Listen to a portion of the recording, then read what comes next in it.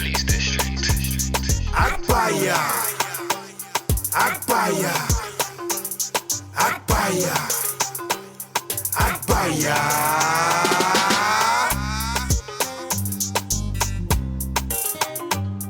Cheese, come on, live in the flesh. In the flesh, we are live. It's the Agbaya Show. You know, you gotta make sure you like and subscribe.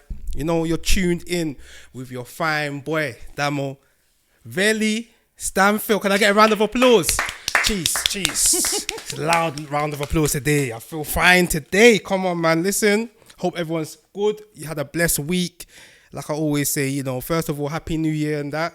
And, you know, a lot of you are going through some tough moments, tough times, but trust me when I say it, things are going to get better. Amen? Amen. Come on, amen? Amen. Jeez, come on, man. Shout out Rachel in the background as well. You know there was there. But you know what? With that being said, yeah, listen, I've got a special guest. The reason why I say special, because this woman is so special to me. She doesn't know it. But, you know, as I've been watching her content, you know, I've been watching her, and it's like, I take so much inspiration from her. Like, she thinks I'm chatting shit and I'm just trying to, you know them ones, but I'll be so real. Like, since I moved here and I saw her, I literally watch your story every day. I see you work with so many special people and I'm just like, this woman is destined for greatness. Oh, I appreciate it. You know them one? No, come on, man. But without further ado, I got the pleasure to announce and introduce her, Miss Jade Keshia Gordon. Come on. Now we clap for you. Thank you. I clap for myself. Jeez, come on. How you feeling? Good, thank you. Thank you for having me. You've been asking me for many of a time, so it's time now. It's time. I don't even I can't even ask you how the drive was in, because you're just local. I live locally. My studio is in here, so yeah, it was well. I had a shoot this morning, so yeah. Okay, cheese, come on, man, and you know, thank you once again for coming on. Pleasure. How you feeling? I'm good. I'm good. It's a good year so far. Like, I think I'm in a very transforming year when it comes to work and it comes to like life. I think last year was a very like kind of closing a lot of doors and waiting for new doors to open. So I'm looking forward to the year. Hence why I came on, because I was like, you know what? I think sometimes with podcasts, people just go on to podcasts and they just talk and they have nothing of any substance to talk about. And also, it's not my favorite thing to do. Like, I'm good at it, but it's not my favorite thing to do. And I also want to be able that I can come across in a particular way. So it has to be the right moment in order for me to do it. Hence why it's taken so long. Listen, it's normal, man. And I always say, you know, we don't rush these things. It's always God's timing, you know? Very true. True. I feel like after the first time I spoke to you, I wanted you to get on the show. Yes. You told me. Yeah. You know? And since then, I just said, cool, I'll wait. Then I saw your message and I was like... Thank God, you know, it's a great start to the year. 100%. You know them ones, and obviously you got your lovely friend Rachel in the background. Yes. You know, got to introduce her as well. You know, 100%. Come on, man. She's the creative creative direction producer today. Thank you. Come on, Thank man. you. Yes. Don't gas me. We have to gas you. I'm giving all of you lot flowers today. Honestly, obviously, I don't have the flower here. Yeah, this is it. She's off camera, but yeah, she's doing bits. But obviously, you know, before we go any further, you know, we just need you to introduce yourself to the people. You know, your name, where you're from, what you do. Cool. Okay. So as I was kindly introduced, my name is Jade Keshia Gordon. Jeez. I'm the owner of JKG Photography. Come on. I have been doing photography now. It just hit 15 years in December. I started as a shy 17-year-old in college who had just fallen out with all her friends in secondary school and had nothing better to do. But the one thing I loved to do was take photos on my phones. I loved candid pictures of my friends and I needed some substance in my life. So I got a camera, and from my parents, and it was a joint present because my parents are not together, but they got this joint present for me and it was a camera. Sick. I did a photo shoot on the 28th of December with a couple of my friends, and I would like to say the rest is history. It kind of just, I knew from then that's what I wanted to do. there's been so many trials and tribulations in between. I went to uni, I dropped out of uni.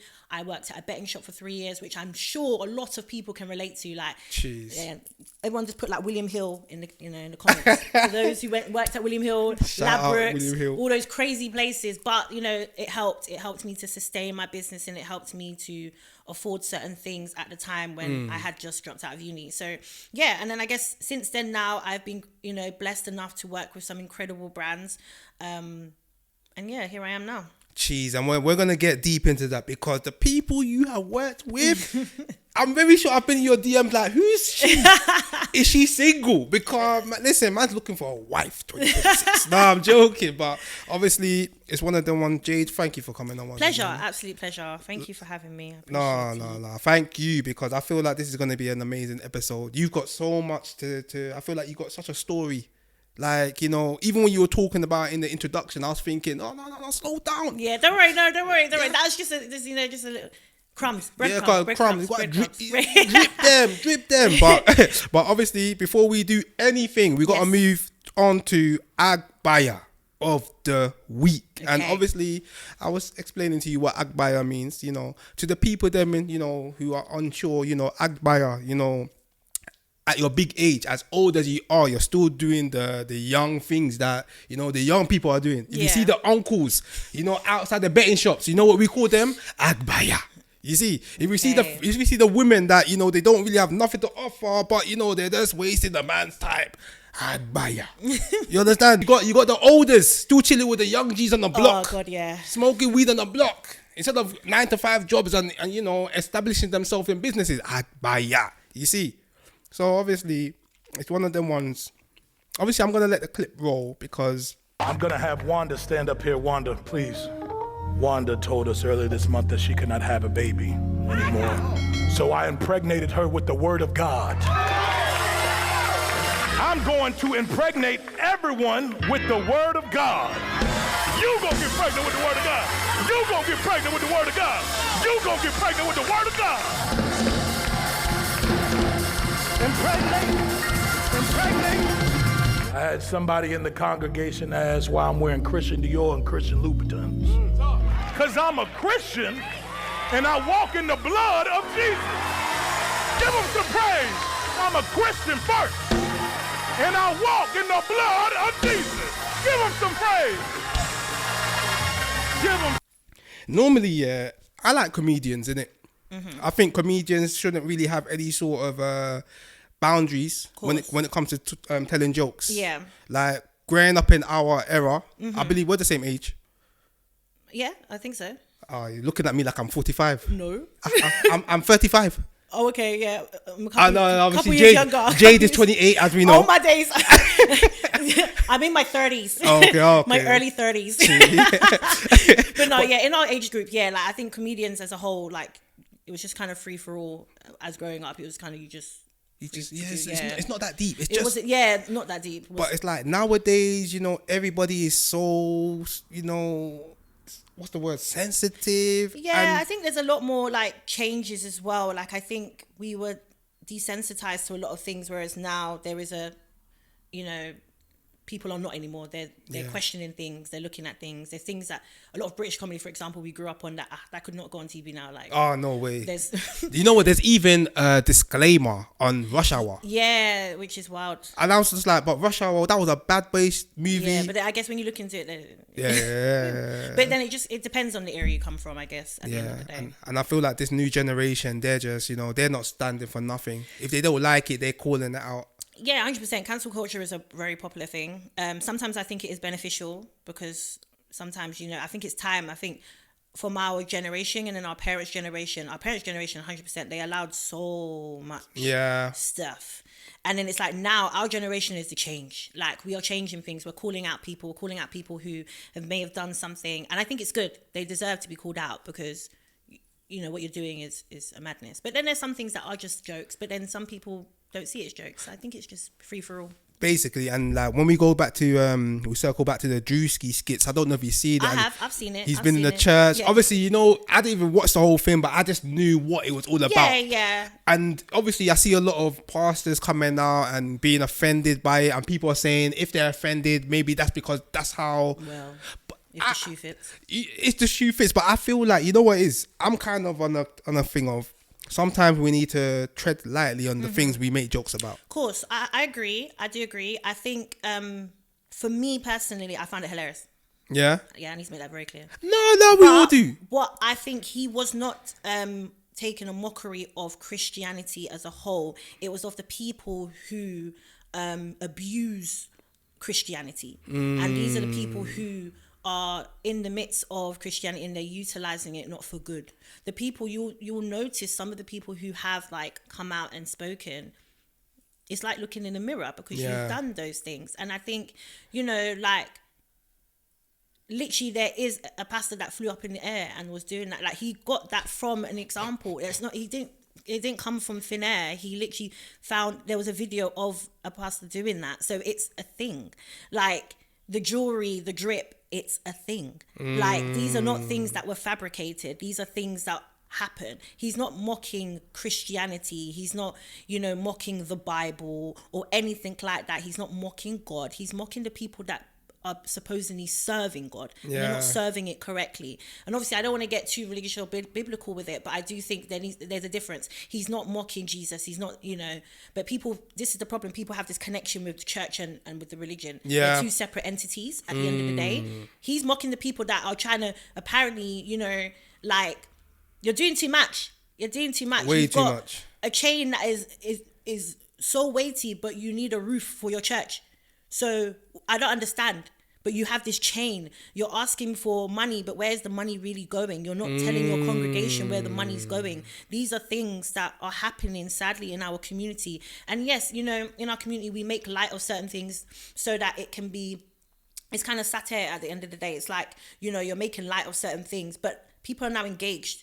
They're now they're noticing these patterns, and they're probably going to go to church and think, hold on, I'm seeing noticing changes and patterns. That's nothing to do with God or Jesus. And I think, sorry to cut you off here. But it's a case of, because as you're explaining it very well, in my mind I was thinking, okay, so should we make Drewski the Agbaya of the week or the pastors reacting to it? Okay, you know, we're gonna add editor, you know. Clip that. You understand? Because like even going back to that now, when I've seen some of that pastors react to it, it's like they're not sort of. I feel like a normal pastor would probably say, you know what, let's all pray and let's ask for forgiveness of 100%. Drewski. He doesn't, but it comes like now people I've seen it's because he's fat. Somebody else has said because of this and that. So it's a case of now, like you said, are you actually proving Drewski's theory right? Yeah. And to be honest, like obviously you mentioned a name, and for me personally, I don't believe him to be a pastor. So I don't see him like, you know, I am, when it comes to that establishment that he's part of, it's a bit mad. Hopefully, you know what it is? Hopefully come on the show and we have this sort of explanation and understanding because sometimes I like to sort of be a neutral guy in these sort of things, like because sort of like a devil's advocate. For me, I'm not. When it comes to that situation, there's a lot of lives that have been ruined, and again, I don't want to, I guess, go too much in it. It makes me quite lighthearted at the end of the day, but there is a lot of lives that have been ruined by him and his establishment. And I think for the fact that the thing that he's come to go and speak about Drewski is that his weight is just so sick. Yeah, when I saw that, it's just so immature. And if you claim to be a man of the cloth, that shouldn't even come out of your mouth. And again, you've just proven our dear boy correct at the end of the day. So I find it funny because, you know, you're not seeing your local parish church pastor coming out to complain about Drewski's thing. No, you're seeing the guys that are every Sunday doing up, you know, give me 50% of your wages, and you don't even know where it's going. Like the tithe is higher than it should be, and all these different things. And so the tithe is higher than the average. Than it should be, like, you know. And it's just, again, it's just abusing the power of God. And I think that's incorrect. At the end of the day, I think, you know, as a churchgoer or someone who's going to church, you should have that. You know, you shouldn't have that fear of thinking that, you know, you're going to be abused in the place that is you're meant to find solemn.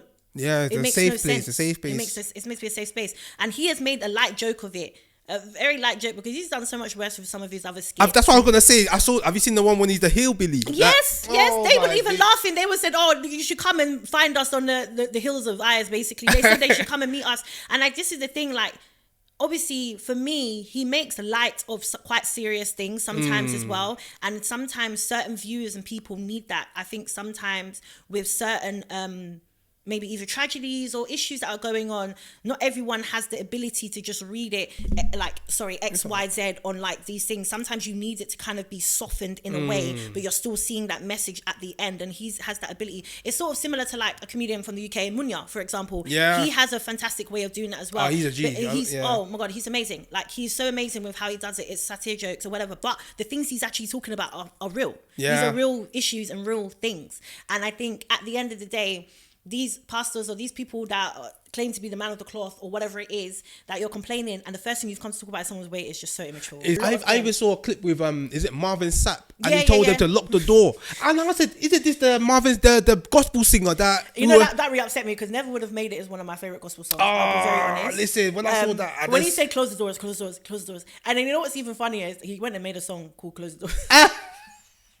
And this is the problem with our people, because we don't take anything serious. We don't. But it's like, but that now, like, someone has come to your church, like big Marvin Sapp, Bishop Marvin Sapp, like goated in the gospel industry.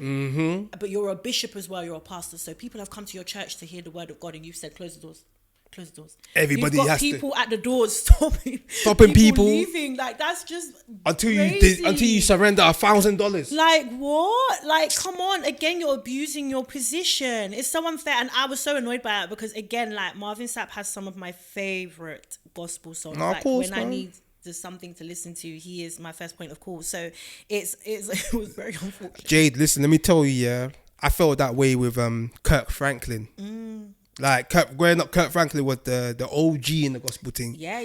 Then when I started seeing him doing all this new content clout and all of this sort of stuff. You know, it's funny though, speaking of like Kirk Franklin, yeah. So I got to see him when I was younger at the Royal Albert Hall in 2001. So I was a very small child. And all that prancing around that he does now, he used to do it back then. But the thing is, there wasn't much video footage of it. So like, even back in the day before, like, he when his hairline was like here, he used to prance around like a lot. Like, he used to do a lot. Like, but because there was no social media back then, it didn't get captured in that way. Yeah. And obviously, he's also, the one thing with Kirk Franklin that a lot of people forget is that when he did Stomp, which caused a big kerfuffle in the gospel community, because everyone said you're now merging, you're blurring the lines between R&B and gospel, and it's like, these two things shouldn't mix. But at the end of the day, if you speak to some of the best R&B singers, they will tell you that they've taken a lot of their chord patterns and a lot of their variations and things from gospel. And for me, it's like he allowed people who were young, who maybe came from an environment that they didn't really see Jesus in that particular way, but he made them feel like they could, like you could listen to gospel and it's okay. It's actually okay. So he made it a little bit more upbeat and whatever it is, but he changed the wave when it came to gospel music. When he started doing, Stomp, everyone started following. When he would collaborate with the Family, which he had back then as well. Like I know my gospel music in it. So as much as that, obviously, I listen to R&B, like I listen. So when people do say about, Kirk Franklin, he's a bit, like, I hear it, but then I'm like, you guys, he was like that before. Like, there's certain files. I think I even saw something on TikTok where this was years ago. It must have been like in the, I don't know, early 90s or like 80s or something. And he was just prancing around like some energetic bunny, and he started all shaking and dancing. But obviously the dance moves he's doing now, they weren't popular back then, so he weren't doing that. He was doing other popular dances that was, I guess, relevant to the 80s or whatever it is. So him Harlem shaking now to the Book of Revelation is actually not too, like, it's because we're so like now social media, so we're looking at him, we're like, that's not really godly. But when they said, dance like David dance, we don't know how he danced. Listen, that's what I was just about to say. We don't know how he danced. We need to see. I need a visual. I need a video of when David was dancing that day, because I know that guy was doing some crazy because skanks. The fact that so many gospel songs have said dance like David dance, I need to see how he danced. So we don't actually know. So I think people are a little bit quite harsh on Kirk, but because he's always trying to break certain barriers when it comes to gospel music, and he's always trying to be, I guess, a little bit not controversial, but slightly different. I think sometimes just your simple hymns don't always resonate with everybody. This is you know what it is, and I agree with you, because sometimes we want something that relates to us. 100%. But the issue is that there's a fine line to being, being in the world but not of the world. Yes. You see, Yeah, and it doesn't mean that yeah. I need. Okay, if you're in the world, how do I relate to you? Do I need to bring you into the gospel world by accepting your secular music? I don't know if I really need to do that. I could actually sort of get you into the gospel world through other measures, but obviously first you pray for the idea 100%, and whatnot. 100%. But then it's a blurred line, and obviously we're not trying. It is. We don't want to go too deep into it. No, of course not. But yeah, I think it is definitely a blurred line. I think that I think it's just one of those things. I think with anything in life, take everything as a pinch of salt, consume what you need to consume, and it all will be well. I think if you focus too much on the inner depths of everything, you won't do anything, you won't eat anything, you won't go out, you won't do nothing. At all, and that's it. And listen, it's a case of, like perfectly said. And with that being said, listen, first of all, I wanted to make Drewski, but we're not doing that because I don't think he did anything he didn't wrong. do anything, but he the highlighted pastors, something that it's been happening. Is the part for me? If the pastors didn't even say anything, I would have even just said, okay, yeah, Drewski, maybe, but no. But the fact that you guys came to reply to him and all your responses have been higgity-haggity is just crazy. It's silly. Like I'm a strong believer in God. Like I have faith and I have belief, but I haven't found the right church for me yet. And I think that's okay. So I do think if there's anybody that says that, if you don't go to church every Sunday, that means you're not a good Christian. No, it's silly. And it's judgmental too, because in the Bible, it says come as you are. Yeah, exactly. Starters. It says come as you are. That is the first point of call. And then it says like who are we to judge? At the end of the day, like who are we to judge? Because the only time we are to be judged is on judgment day, when we go to those pearly gates and we are asked of all the things we have done. Someone could have done so much. That could be the highest tithe person in church. They've done all these things, but then that one singular thing that they did that was bad has overshadowed all the bad things that they've done and all the good things that they've done. And then for someone who maybe hasn't been led, I guess, the most godliest of walks, but they have tried and they've repented and they've tried and they've done all these things and they've asked for God for forgiveness and all these things. God's going to look at this person and think, wow, like, they've really tried and, whatever. Maybe, okay, so you don't know. You don't know. We don't know nothing. We don't know nothing. All you can do is just try your best to walk in a good light and do as you can. And build a relationship with God. Exactly. We are not perfect. We never will be. We can have a relationship with God and still do things that are ungodly. We are human at the end of the day. Like, we can't be anything more than what we are. And I think we can try and strive to be more than, but that's without, keep your integrity, keep the person you are, and don't change the word of God to suit you in order to get something out of it. Jeez, come on, like you rounded that one up. Listen, the pastors that are reacting to Drewski, listen, you're the Agbaya of the week. Listen, Uncle's gonna deliver that slap to you. There we go. The clip. Come on. There we go. Agbaya. It's one of them ones we're moving on because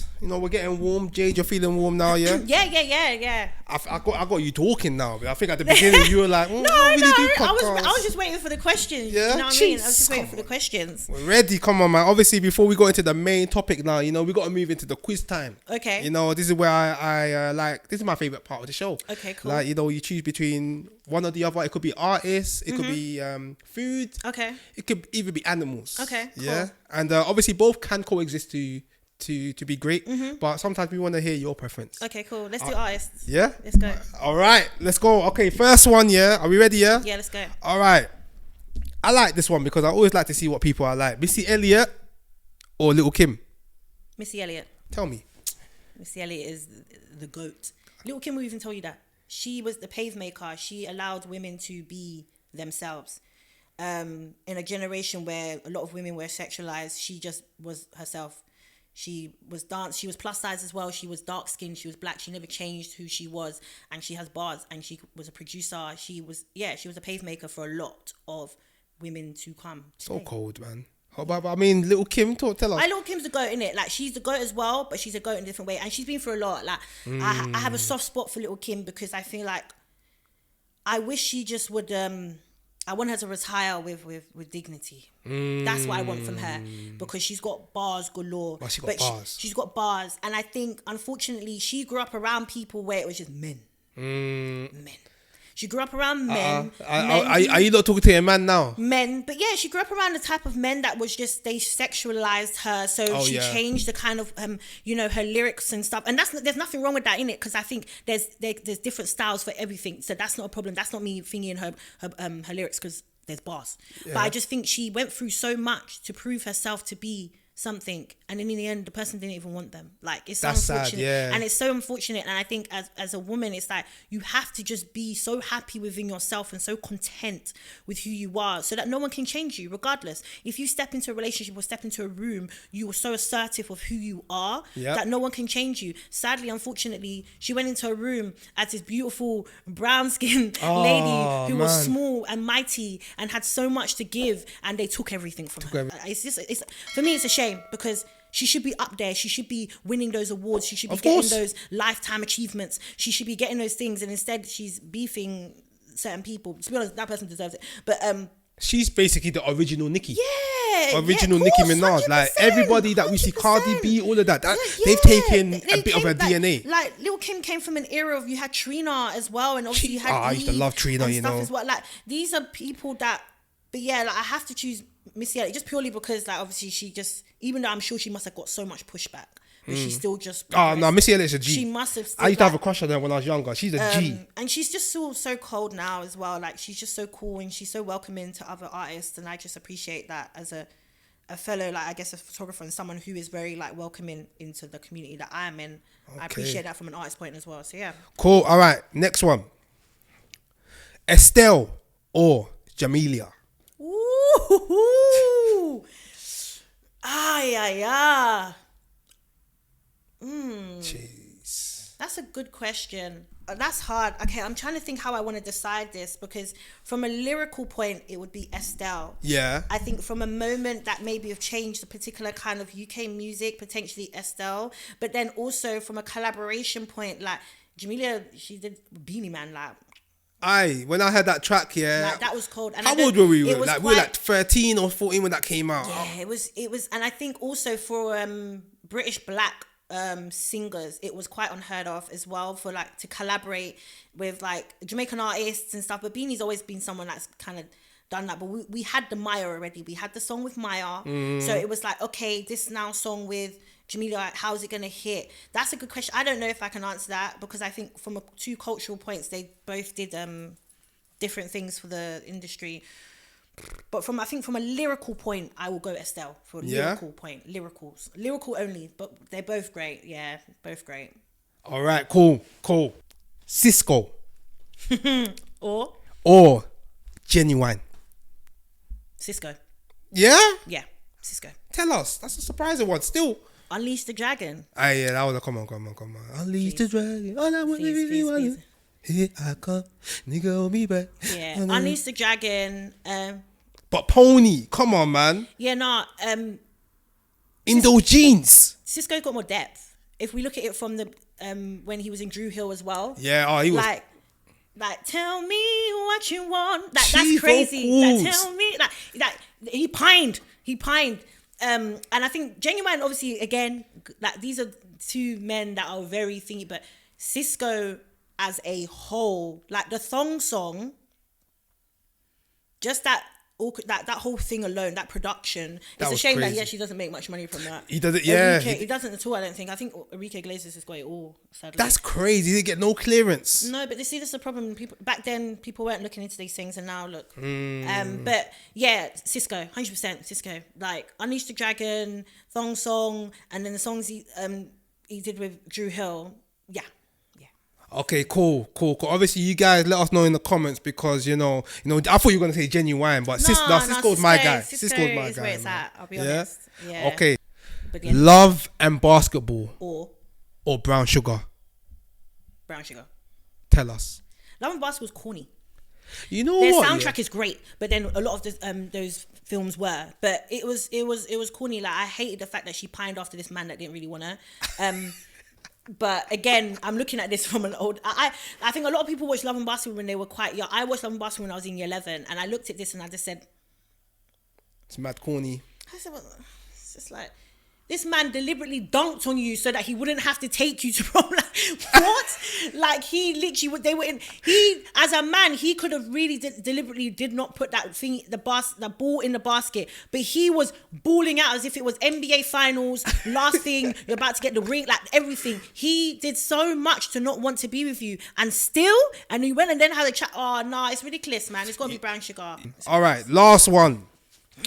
The last one I'm going to do, yeah? Okay. We said black films, yeah? Yeah, we can do others, but yeah, sure, whichever. No, not even black films. Okay. This is the last actor, yeah? Okay, go on. Viola Davis or Angela Bassett? Oh, Lord. I'm going Angela Bassett. Tell us.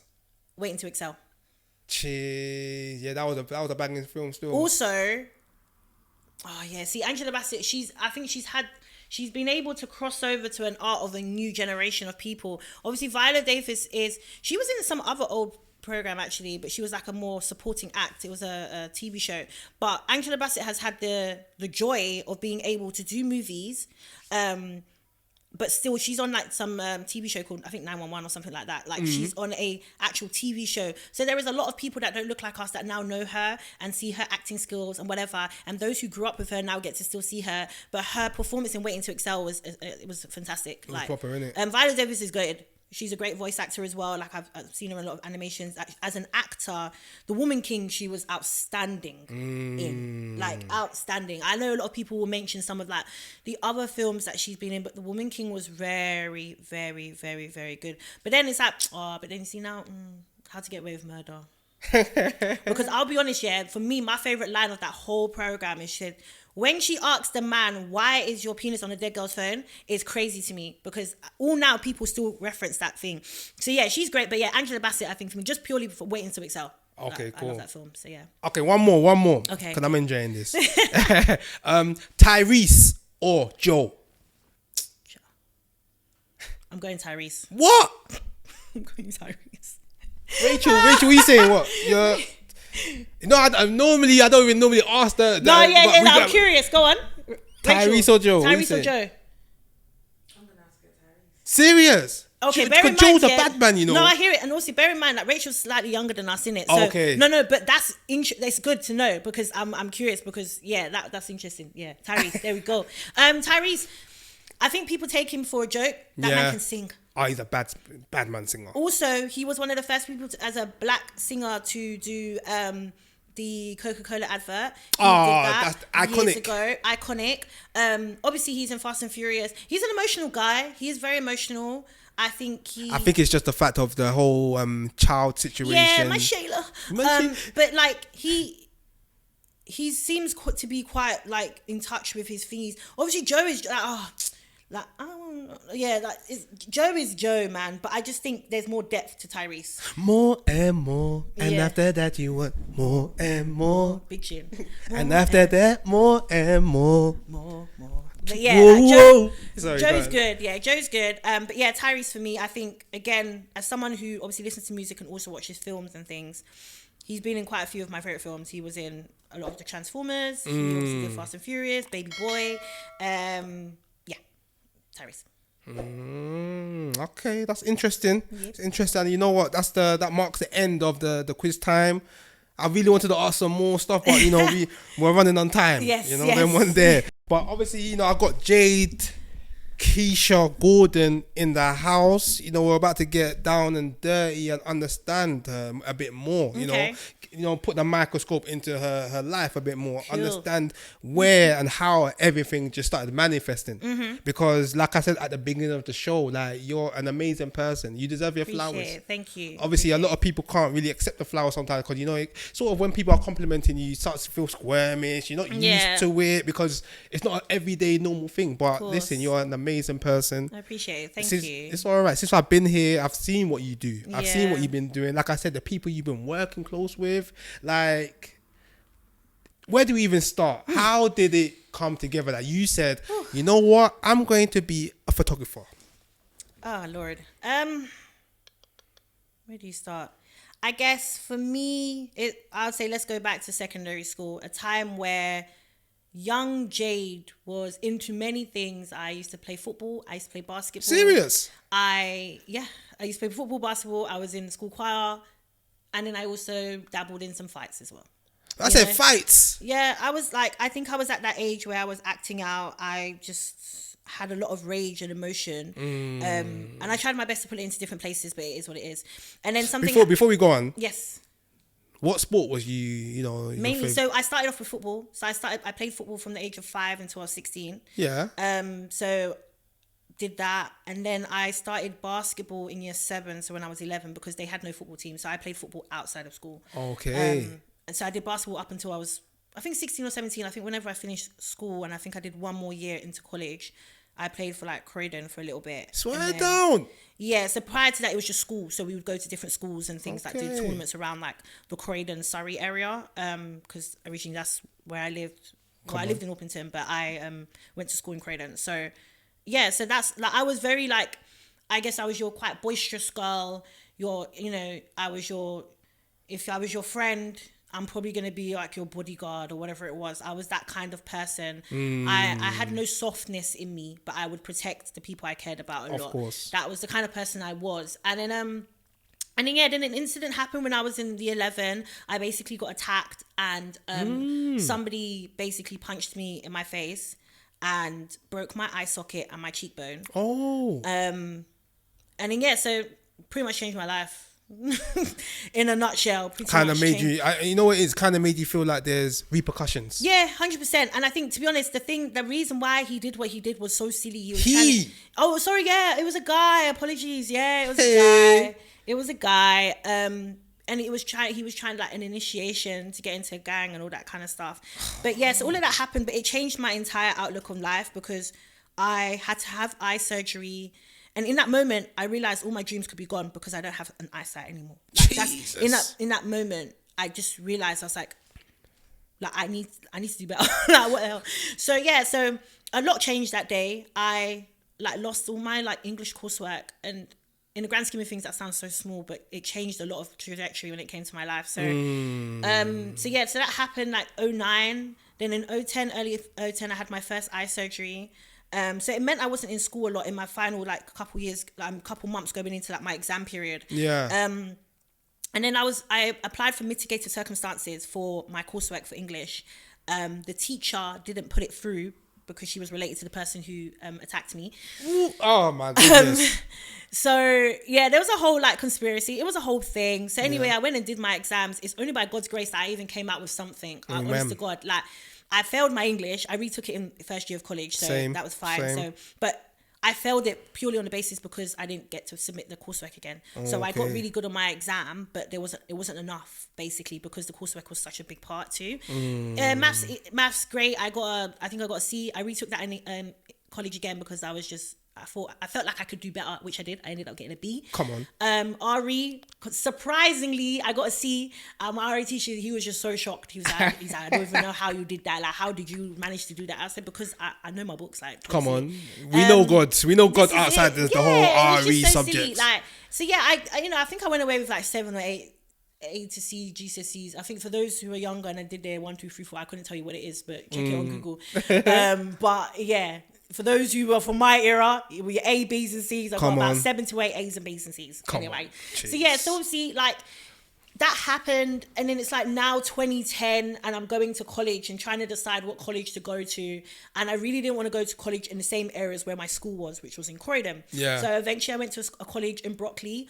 It used to be called Crossways. It isn't anymore. It's called CTK Aquinas now. What? They made that CTK now? Yeah. It was when my final year I was there. So at the time, I had enough grades to go and do an A level, but in my head, I didn't know what I wanted to do. I think I was still so traumatized from my whole last year of school.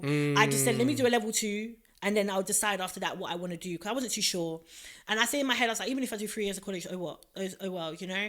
So I did music technology as a level 2. Yeah. Because I'm really into music. Like, I love music. I think in another life and in another universe, I probably would have been like some sort of musician, a singer or something. No. Beef, don't you dare do that, because we heard you sing and you have an amazing voice. Don't do that. Thank you. But yeah, no, it's just like right now, like for me, like when it comes to music, I love the technicality of music. One of my best friends is a musician, so I enjoy it through her now. So it's cool. Like, I get to go to the studio with her and I get to hear all her new songs and like give advice and things like that. But the music industry is scary. Like, I can just about maintain my own industry, let alone that one. So you know, music tech was good. My teacher was phenomenal, and in that time it gave me time to also resit some of the exams that I didn't get, you know, my good grades on, so which was English, and I wanted to just redo maths for the sake of it.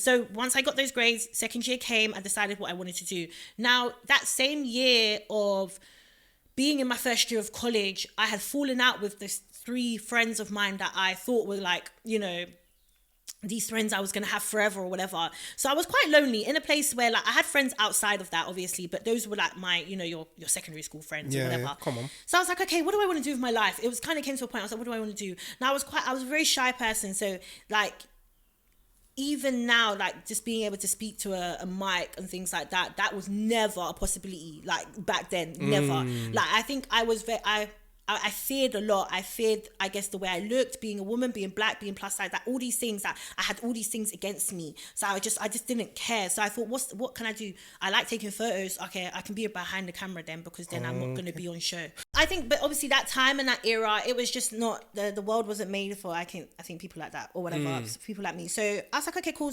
Pictures, like, I like taking those. So as I said prior at the beginning, I got a camera. I grouped up all my friends I had, and I was like, guys, we're gonna hire out a studio in Greenwich and we're gonna do some shoots and like some pictures. And they were like, okay, cool. So my friends were always down for it. I think, like, you know, back then taking pictures with your friends was just a fun thing to do. Yeah, like, it was just really fun, and everyone was just so supportive of me wanting to take these photos on this camera. Sick. So I took these pictures. Everyone was like, no, Jade, these are actually good. And I was like, oh my days, like, am I doing something here? Like, because, like, that was the first time I had picked up an actual camera. Prior to that, it was just all on the phone. I always had the latest phone. Like, I always had the best, I guess, phone camera or whatever it was. Like, you know, even from the days of, like, you know, I'm going to show my age here.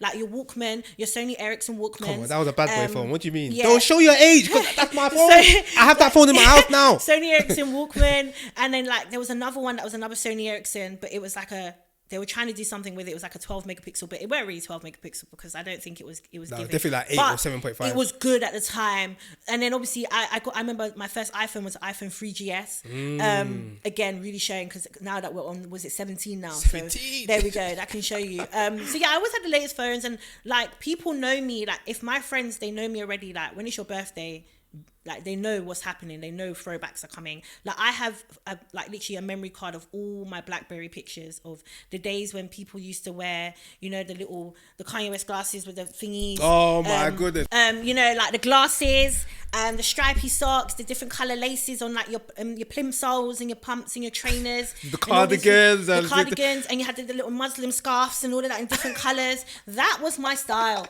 Yeah. I was color coordinating to a T. So, like, I had never really picked up an actual camera, so I wasn't sure how that day was gonna go, but I was with my friends, so it didn't really matter. So my friends came, we did these pictures, and everyone was like, yeah, I need them. Like, so they started posting it on like their Facebooks and things. And then, yeah, it just weirdly enough went from there. And so that was 2010, December 2010. So I always say 28th of December 2010 is when I started my business, purely because literally I knew straight away that's what I wanted to do. So for the first like 3 months, my name was Snapshot Photography. Okay. And then it didn't really have a ring to it. And when I was deciding to like get my domain name and sort out my email and things, which came very quickly, I think I did that in April 2011. I did my domain name and stuff. I realized that the Snapshot, it wasn't really giving. It was I don't know. And I felt I was trying to think ahead, like, would that be something I want to be connected with when I'm like in my 20s? That's how I saw it. And I was like, it doesn't sound. So at the time, there was a girl called Ashley Jade, and she was a videographer, photographer, and I liked what she did. She basically used her first name and her middle name. And I was like, oh, that's quite cool. So then I thought, okay, I also like the whole abbreviations and initials thing. So I was like, okay, so how can I do this? Now, my full name is like, I have a double-barreled surname. And then obviously, so Jade Keshia, Jade is my first name, Keshia is my middle name, and Gordon is part of my surname. Now, my surname is the letters are G and then B. Now, at first I was looking at JGB, but that sounded like the sports shop JJB, so I didn't like that.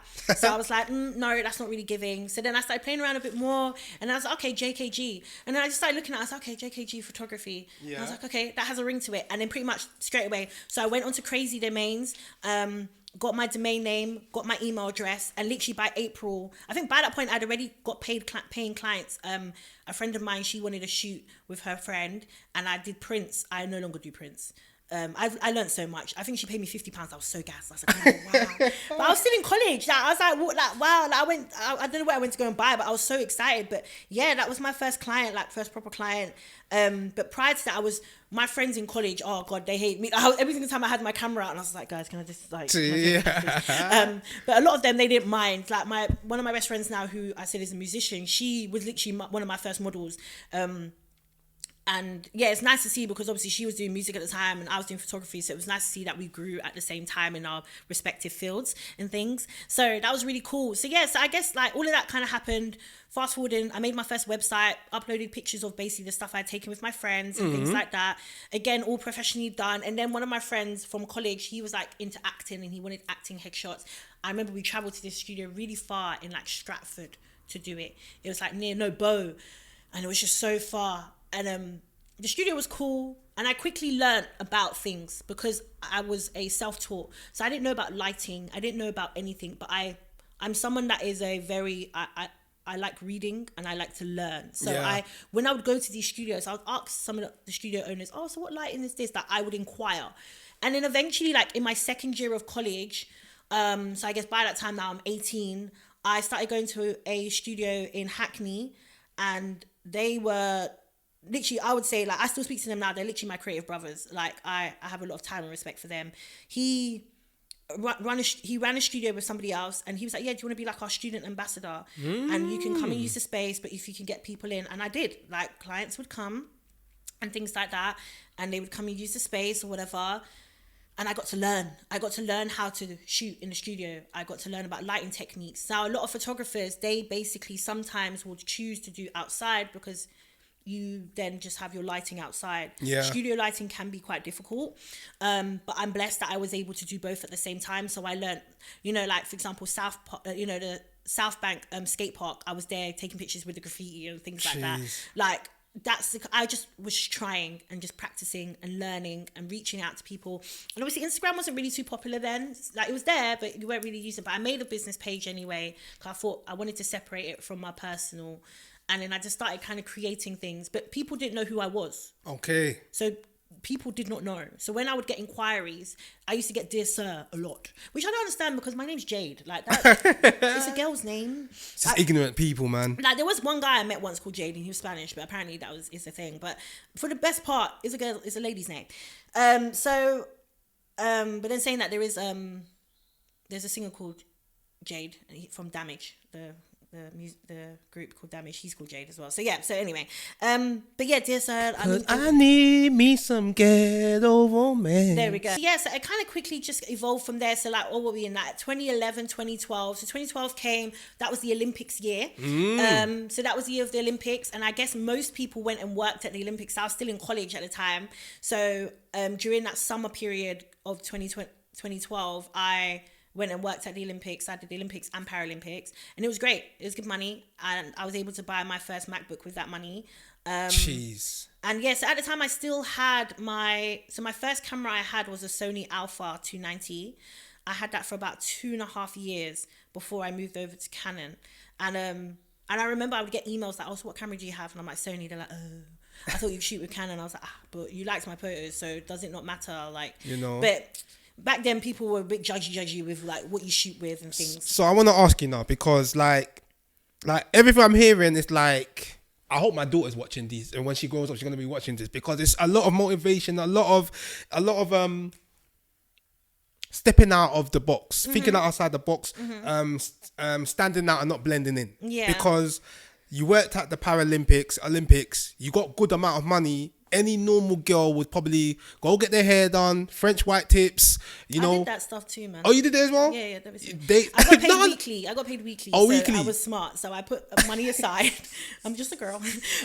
Nails wasn't really a thing back then for me because again, I think I was still in sports then? I think no, but I was just on my way out.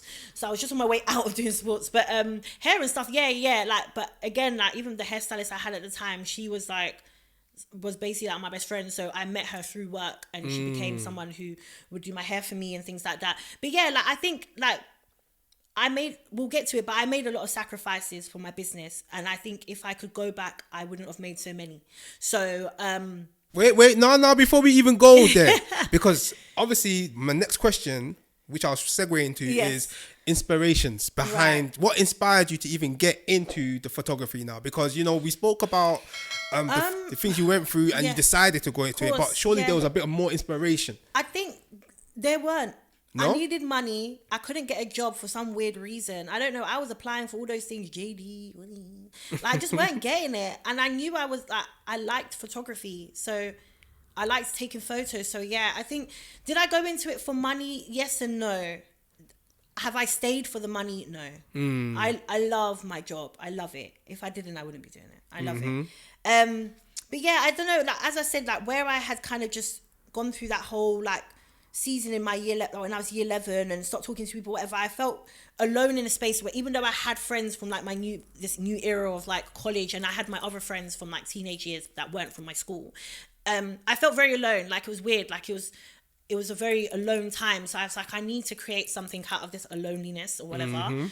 So yeah, obviously photography was like literally I put it down like photography saved my entire life. Like it saved me from who knows what, but it gave me a mission. It kept me grounded. It kept me very focused, and I always knew what the end goal was going to be, regardless if there was going to be trials and tribulations in between. I always knew what I wanted to do.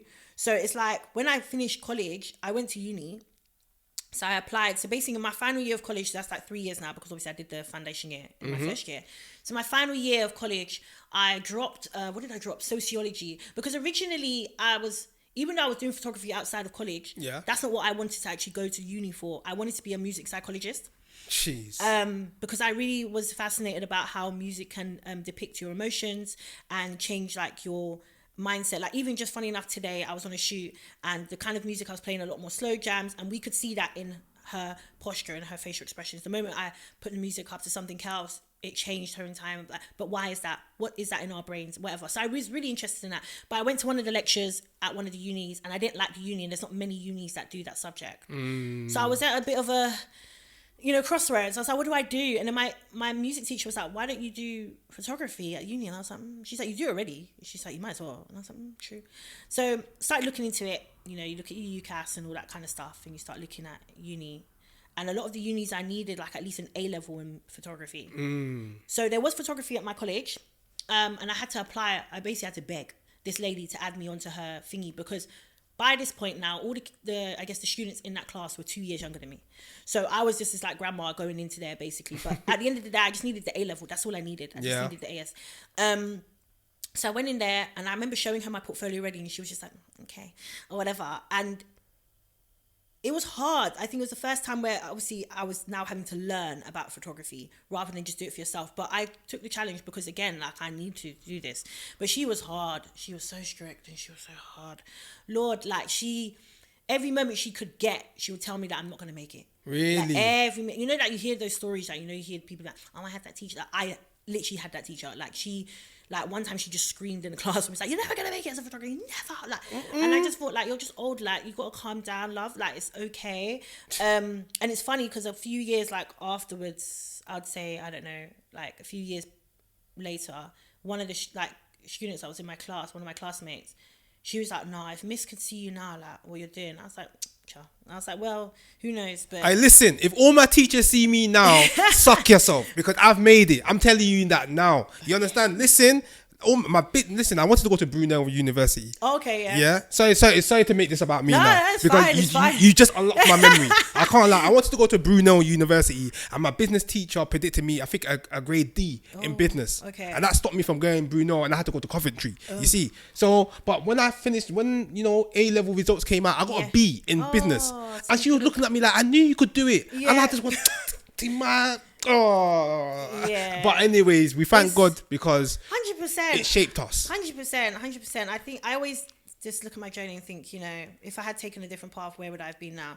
Which would lead me on to uni. So I went to uni. I went to University of Creative Arts in Rochester. I stayed at home. I didn't go on campus. Jeez. It was just easier to get into, and I just liked my room. So and I guess you saved money as well, right? Yeah. Obviously, you don't get as much because you're still living at home or something like that. I don't know, but yeah, it was cool. So I went there, did Freshers Week or whatever. Cool. And I remember staying like on the campus during Freshers Week, going to uni or whatever. Got there, and I quickly realized that the topic and the subject I had chosen wasn't what was originally applied for. So I think originally we had applied for photography, but it would be like more fashion photography, but they changed it halfway through the summer and didn't tell us. Oh, wow. So when we got there, it was more like photography, but very like, dark room and stuff. I wasn't interested in that at all, but I think that was a lot of my ignorance because I had already been doing photography. I just wanted to continue on with what I was doing, but learn about it and get a degree out of it. But I rose to the occasion and I did the exams, did the things, whatever it was. It was challenging. It was very hard. The uni was so racist, man. Like my department was extremely, extremely racist. I was the only black girl across year 1, year 2, and year 3. Well, not sorry, black person. Sorry, black person. All the other black people, they were all all the girlies. I would see them at lunchtime sometimes, but they were doing fashion, marketing, and they were in a different department and different section, so we didn't really get to see them often, which was a shame. And it's not new to me. Like bearing in mind, like I originally from Croydon and I moved to Orpington when I was 14. Now when I moved to Orpington, that was very like it was white central, man. 100%, yeah. So there wasn't many black families basically. So I'm used to, I know how to conduct myself. Do you know what I mean? I'm not going to change the way I am because I'm in an environment that doesn't look like me or whatever. But I also know how to, code switch. Be a chameleon. I don't want to say code switch because sometimes I feel like that code switching, even code switching, I don't really do it as often anymore. It feels like snaky, but a chameleon, it blends into every. Yeah, I know how to be in places basically, and I know how to act accordingly when I need to. But at the same time, I'm not going to change the kind of person I am. I feel like sorry to cut you off, Mr. Cut It. I keep cutting off people. No worries. But I feel like that possibly made you a better person and allowed you to be more strategic in them sort of areas. 100%. It helped me with like how work is now and things like that as well. So like, but I used to get silly questions like, where do you live? And I'd be like, oh, in Orpington. They're like, oh, okay, that's like nice houses. And I'd be like, oh, I live in a flat. And they're like, oh my God, like how is that for you? What? Fine. I'm thinking my room is bigger than some people's rooms and houses. Like, Trust me. Like it's silly, but yeah, it's just those stereotypes and things. And the teachers didn't make it any better. They were quite ignorant with their things as well. So it made it hard. Anyway, I failed one of my modules and I had an opportunity to resit it. But by that point, I wanted to move college. Move uni. I wanted to go to the London College of Fashion. So I had an interview there and they said, as long as I get the credits that I need, I can move on to second year, basically. So I could finish my first year at UCA and then move on. So they had to contact my university in order to get some stuff from them or whatever. And they were aware that I needed to reset one of my credits, but they were like, as long as you get that, you'll be fine. I said, okay, cool. Anyway, one of my teachers basically said to me, oh, I got an email from London College of Fashion that you're wanting to move. And I was like, yeah, I think it would just be easier for me to get into. I didn't even go into too much detail as to why. I just said I think it'll be easier and I think it will be more in tie with what I want to do from a photographer point. They're like, yeah, we're not doing that. I said, what do you mean? What do you mean? So basically, I resat the module to the point that even someone in my class even helped me with it to make sure that this time there was no problems. Yeah. They marked me down. They didn't give it to damn. me. And she was like, oh, tough chance if you think you're going to be going to London College of Fashion now. I was like, okay, whatever.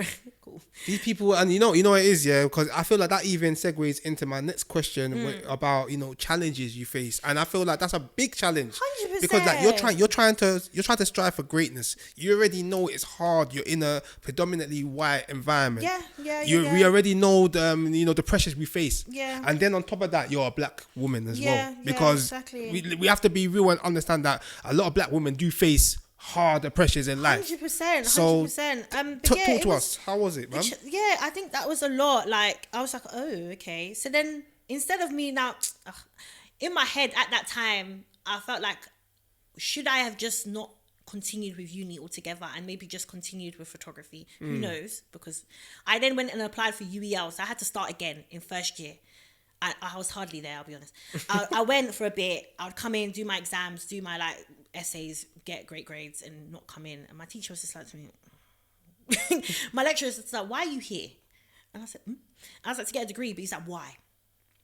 He was like, and now by this point now, we are in 2014. So this is like almost 4 years now since I've started doing photography. So I would say I'm getting some sort of like traction slightly. I'm reaching out to a lot more people. I think by the time I started UEL, I remember I had just done a photo shoot with, there was this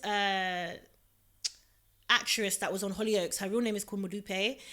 She was, and I remember she was my friend's cousin, but I saw her on Hollyoaks and I said, oh no, wait. But she needed some new headshots and stuff. So my friend recommended me.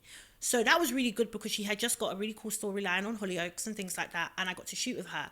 So bearing in mind, I have just started out in uni. What I will say is UEL was the most healing point for me because even though I think I had detached myself, it had nothing to do with the university. It had purely to do with me and no longer wanting to just do uni anymore. It had nothing to do with the uni. UEL healed me because UCA broke me. I'll be honest. I used to come home from like uni every day crying. Like it was a lot.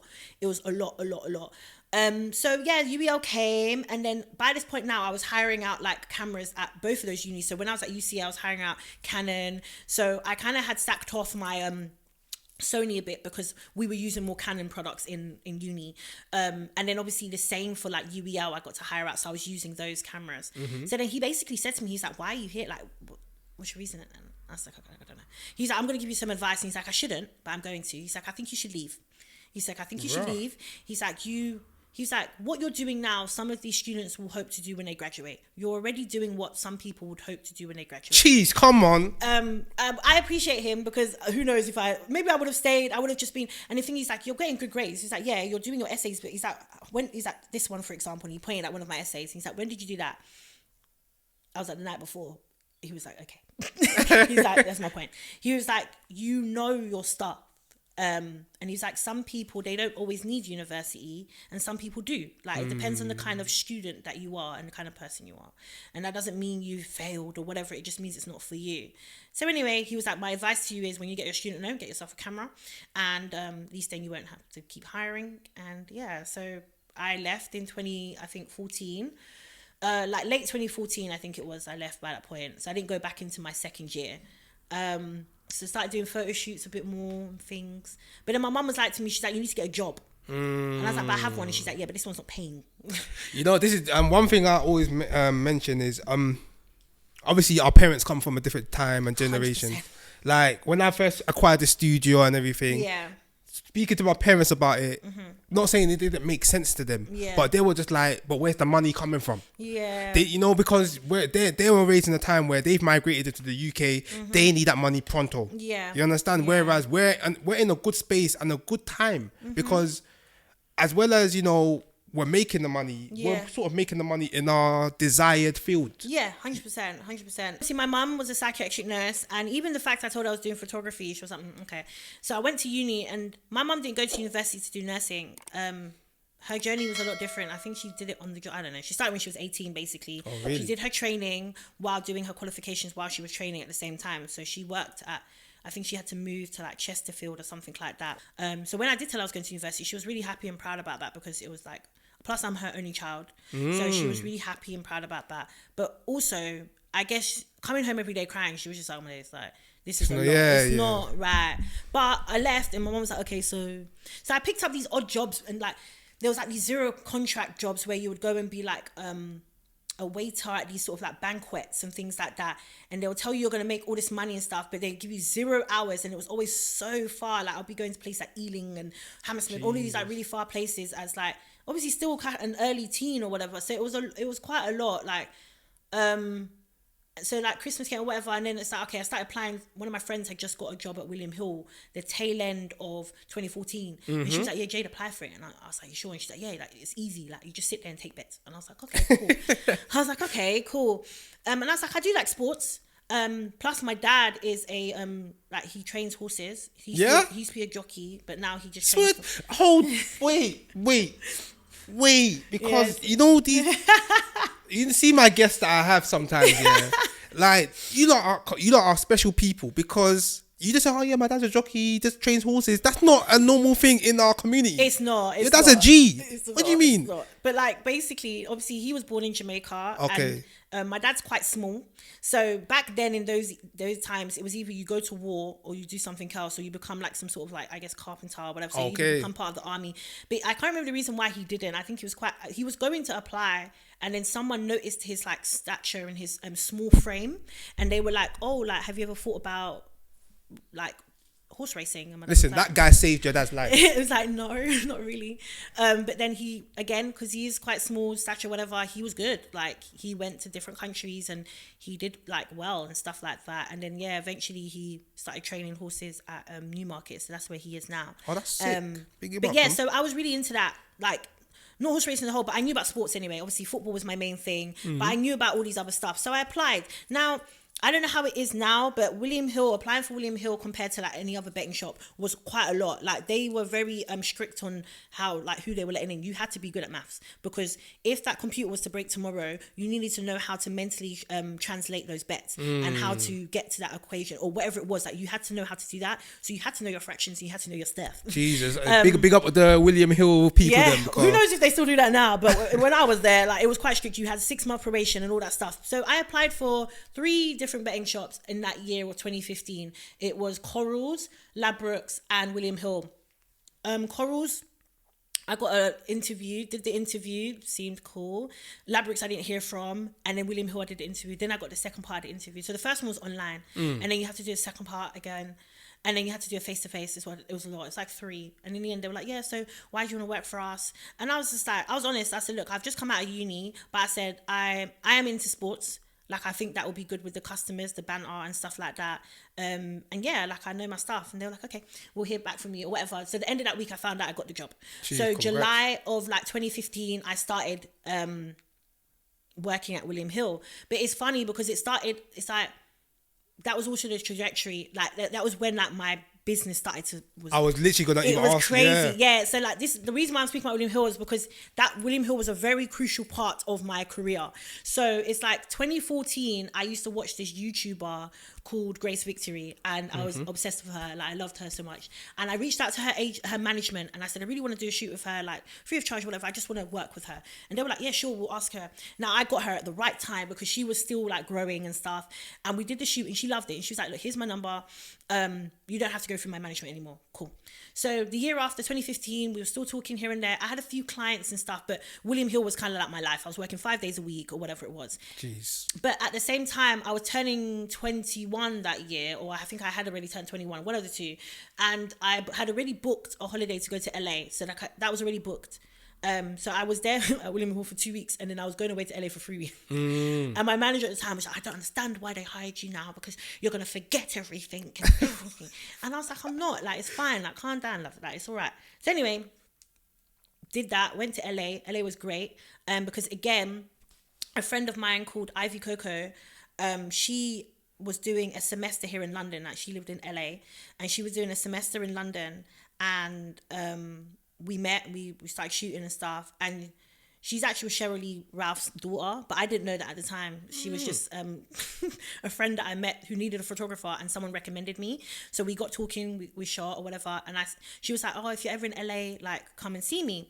So it wasn't until the end that she was leaving, I think 2 days before, she's like, oh, let me call my mum quickly just to tell her, like, show her the shoot we've done. And I was like, hold on a minute here.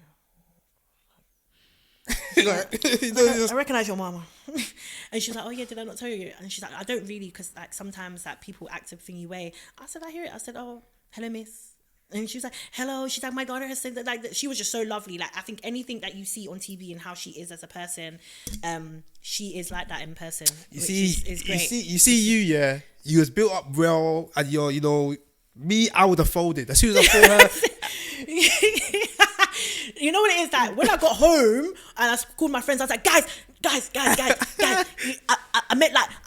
I met Mauritius' stepmom. I met Lauryn Hill's stepmom. I was just like, it was crazy. That my head was combust. But at the time, I didn't want my friend to feel away at the end of the day. But it was an amazing experience. So the year after, my mum had retired, and she was like, okay, like, you know, do you want to, like, let me pay for you to go on holiday or whatever. So obviously went to LA.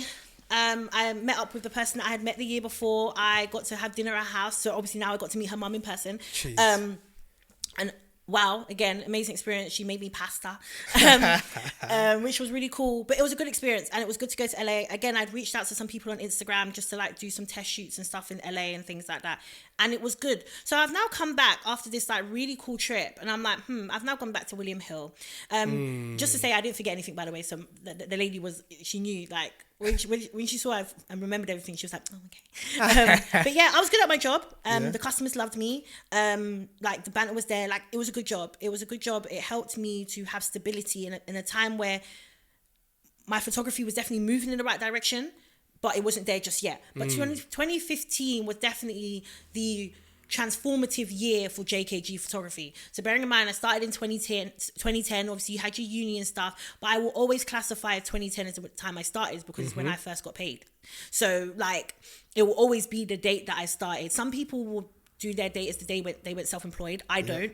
I do it as the day like way before that. Because and just to cut you off there, because I think I want to really stress the importance of what you just said. Yeah. That it took you a number of years before you started getting paid. 100%. And I think a lot of people tend to walk into some of these fields of work and expect payment on the first job. Yep. I need to make this so clear. Let me see what camera I'm looking at here. Let me tell you something here right now, guys. Yeah.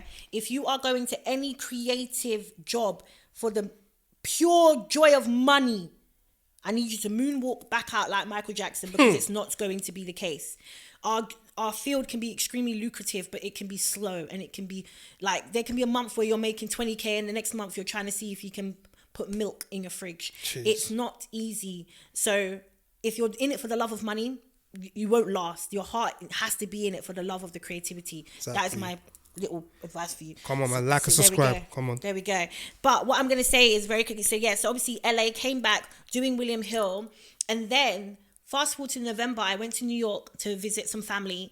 And just before I was going to New York, the same person I'd met the year before through her management put on Twitter saying that she was finding it really hard to do all her content by herself. So I've now WhatsApped her and I said, hey girl, like, look, I don't know what you're like kind of after, but maybe I can help you. And she's like, yeah, have you done like this sort of stuff before? I said, no, but we can try. She's like, okay, cool. I said, look, well, I'm going to New York now. I'm going for 2 weeks. But I said, when I come back, let's try and get something in. So I went for Thanksgiving. So this was like November, whenever, 2015. I've come back. December's come now, and we've done this first test shoot.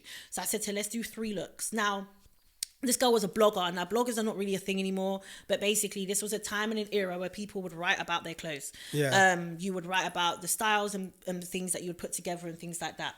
So it was a thing. Do you need to pop up? Oh, okay. No, it's fine. It's fine.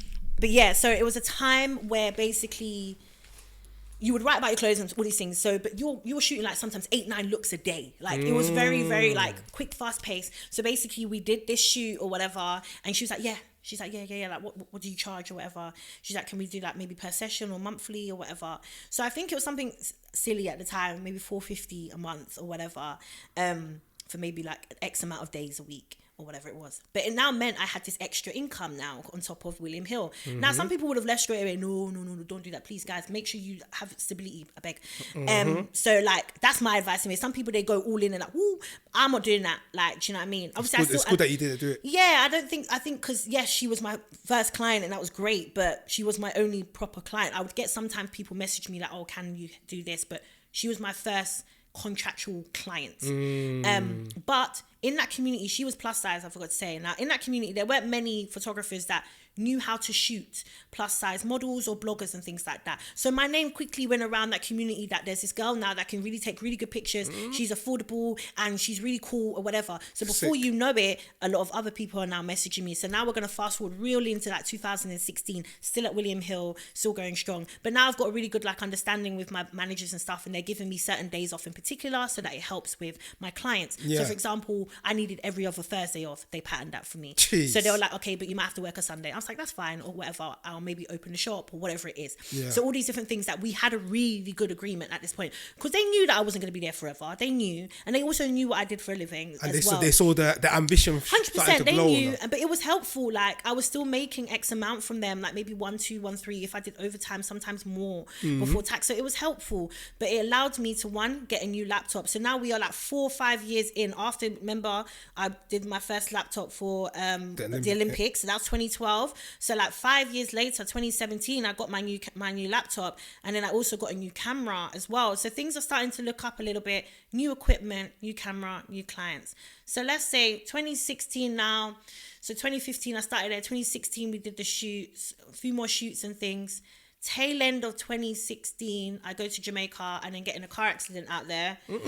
Yeah, it was people don't know how to drive in Jamaica, man. The roads are wild. Jamaica, Nigeria, anywhere that is just not England. I'm just sure people don't know how to drive in there. But it was fine. Just a few broken ribs or whatever. It wasn't too bad. But I had to fly back anyway because I was meant to come to work. Long story short, I love the way that you say just a few broken ribs. You see me, I'm a hypochondriac. If one of my ribs is broken, even if I get a paper cut, I'm finished. The reason why I say it like that is because I didn't know. So when I went in Jamaica, they didn't even know how to take my blood pressure properly. So I wanted to just come back home. So when I came back home, I flew on broken ribs that I didn't know were broken at the time. Oh, damn. So I've come back to the UK. My friends picked me up from the airport and we've gone straight to A&E. They didn't even do a scan. Anyway, I went to Mayday in Croydon. For those who know, we call it Mayday. I think it's called Croydon University Hospital now. They tried to bougie it up, but it's really not anything. But went there and they said I just had whiplash. I said, okay. But then a couple of days went in. So with most retail jobs, you either get Christmas off or New Year's off. You can't get both off. So I had the Christmas period off. So I went to Jamaica for Christmas and I was meant to work the New Year's. Obviously, I can't because you've got to bend, open the machines, all these things. I couldn't because of this pain. But at the time, I wasn't sure what the pain was. So anyway, my mum was like, this doesn't look good. Like you're bruising quite badly. It's quite purple. Let's go back to the hospital. So we went to one of my local ones now in my area. And that's when they were like, yeah, your ribs are broken. But I was like, there's nothing we can do because ribs grow back on their own. Like you can't set them. They were like, at the very least, we can like put you through some physio, which is what they did. But it took a lot longer with work and stuff, which was annoying. But I still was shooting, still was at William Hill, but I just couldn't do anything strenuous. So I couldn't like open the machines or bend down or like lift anything, but I could still take bets and translate and things like that. So obviously 2017 now.